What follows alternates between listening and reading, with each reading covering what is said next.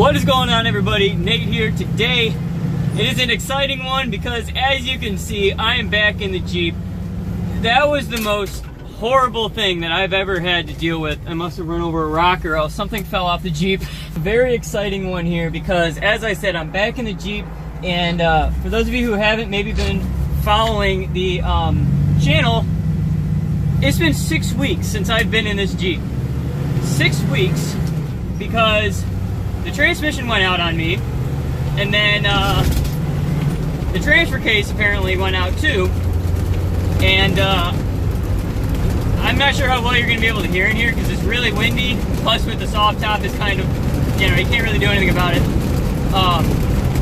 But as I mentioned, it has been 6 weeks because I think the last time I spoke to you guys, I had a completely new transmission come in, and they went ahead and put that all in. The Jeep needed a new clutch, and I knew that from the day I bought the Jeep. I knew the clutch was just toast on it. And then the transfer case, I think where I left off with you guys is that they had told me the transfer case needs to get completely rebuilt, and that was going to cost about $800, I think, because they originally tried to get me to get a whole new one for $1,400, and when we asked them, well, how much is it going to cost to rebuild it, they said about $800. So we said, well, that's just stupid, why wouldn't I rebuild it? So they were going to go ahead and rebuild it for us for $800, and a little bit later we got a call from them saying, hey man, this transfer case is rougher than we thought.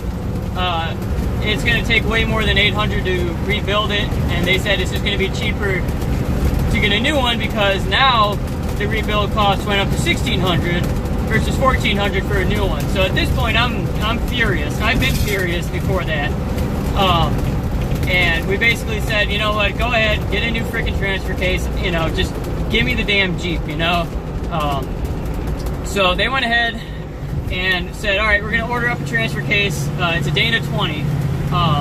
And if you guys haven't seen the last video where I kind of explained everything that had happened before this, definitely go ahead and check it out because there's way more to it than just that.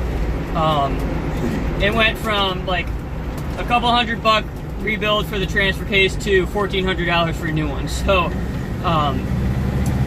but after that, they went ahead and ordered up a Dana 20, and naturally the guy they ordered from didn't have any in stock, so they had to they apparently remanufacture them, so they had to get one in and then rebuild it.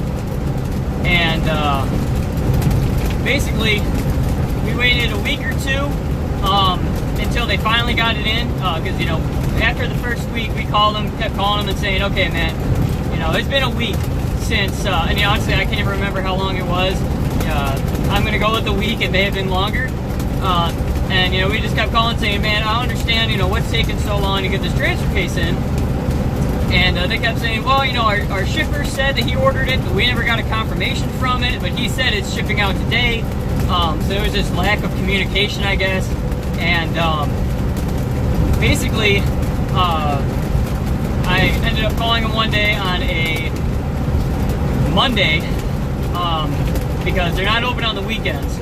And I called him on a Monday and I said, okay man, what's the story this time? Where the hell is the transfer case? And he said, well, we got the transfer case, we put it in the Jeep. I'm like, sweet. And they're like, but it's the wrong one. And I'm like, how do you order the wrong transfer case? It's a Dana 20.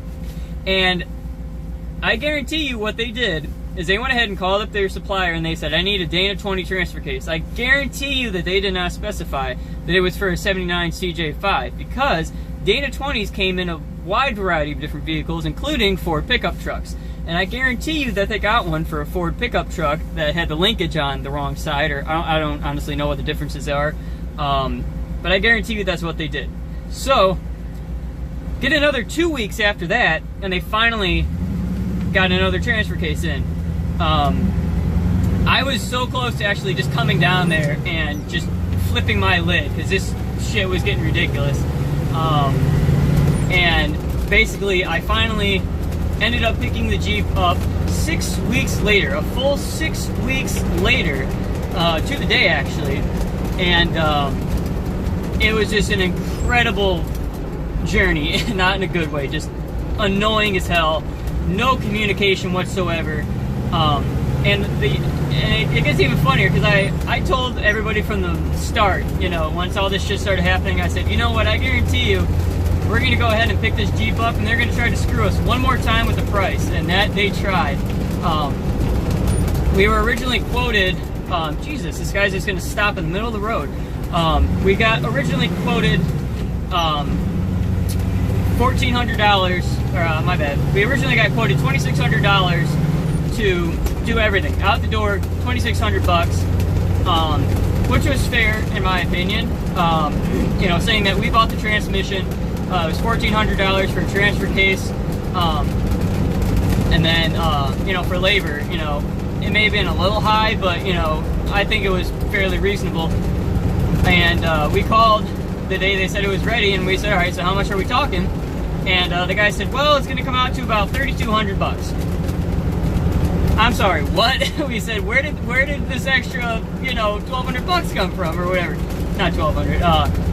And he said, well, I'm not sure. That, you know, we said, well, the guy quoted us $2,600 out the door.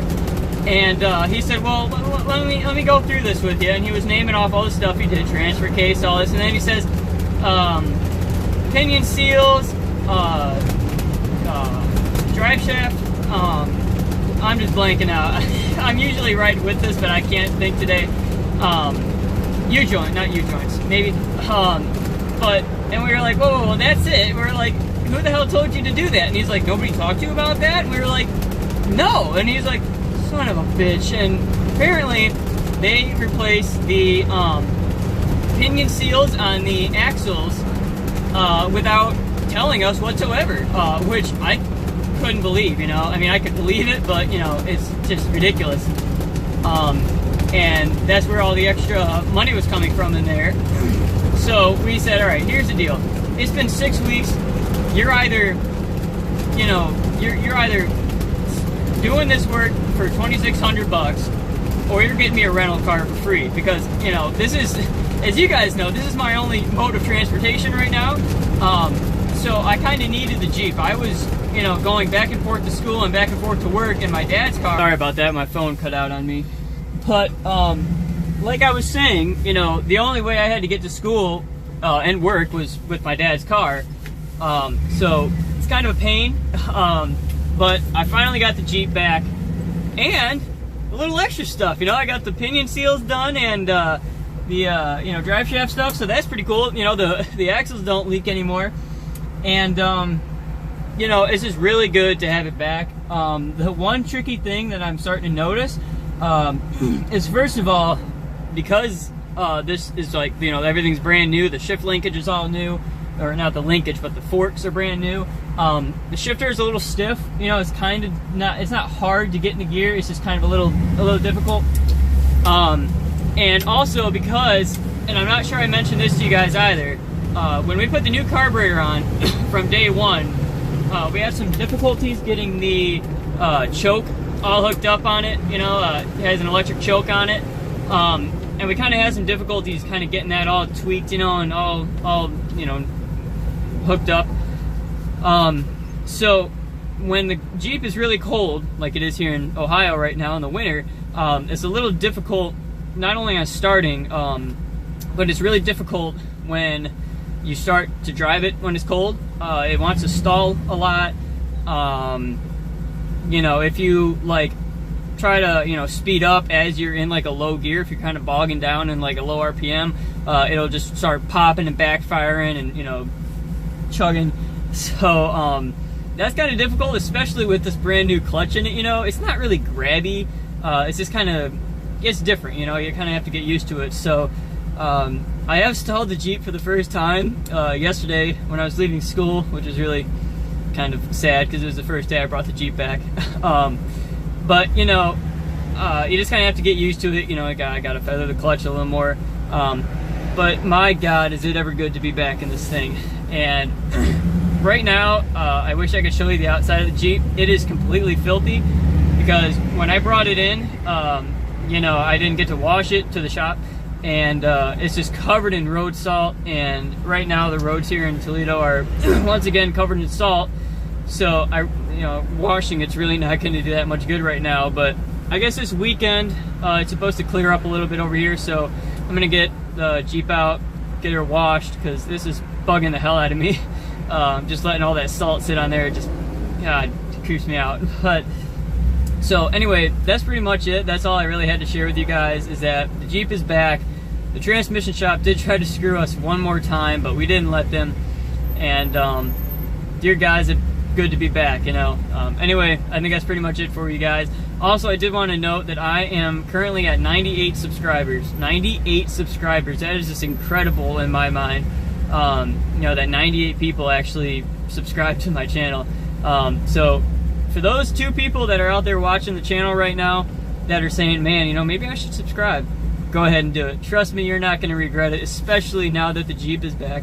There's going to be some really good content coming on here. I'm going to try to do a bunch of videos on the Jeep. So definitely stay tuned for that. Thank you guys for watching, and have a great and safe day out there. Also, I don't know if I ever showed you guys this because I haven't had the Jeep in so long, but I got a tachometer here. I got this off of Summit Racing. It's actually a replica of the old Suntax from the day. You know, you can set your little red line here. I don't use it, obviously. But, you know, it's kind of cool. It looks really cool. I still have the light to hook up on it. That's what the wire's hanging down there for, but everything else is hooked up. Pretty cool little thing. I think it's really cool. I just wanted to show you that.